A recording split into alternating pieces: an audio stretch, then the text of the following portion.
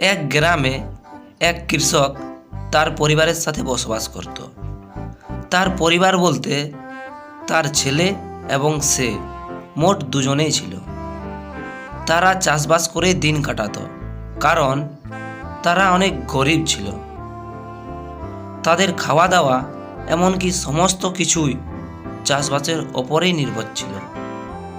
কিন্তু এক বছর বর্ষার দিনে বর্ষাই হলো না, যার কারণে এবছর তাদের চাষ করা হলো না।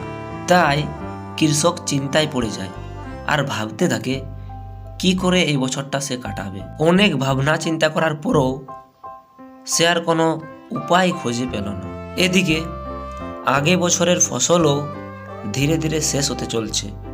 এটা দেখে কৃষক ভগবানের কাছে প্রার্থনা করে আর বলে, হে ভগবান, এই বছর আপনি এই রাস্তা দেখাবেন, কি করে যে দিন কাটাবো, আপনি এই রাস্তা দেখাবেন ভগবান, আপনি এই রাস্তা দেখাবেন।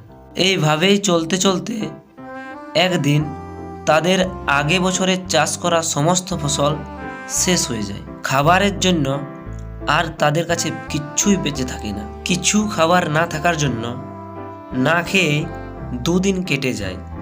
তখন কৃষকের ছেলে কৃষককে বলে, বাবা, আমার অনেক খিদে লেগেছে আর পেটটা কেমন কেমন করছে, আমাকে খেতে দাও না বাবা, কিছু খেতে দাও, অনেক ভোক লাগছে বাবা। এটা শুনে কৃষক বলে, ঠিক আছে, তুই এখানেই বস, আমি তোর জন্য খাবার নিয়ে আসছি।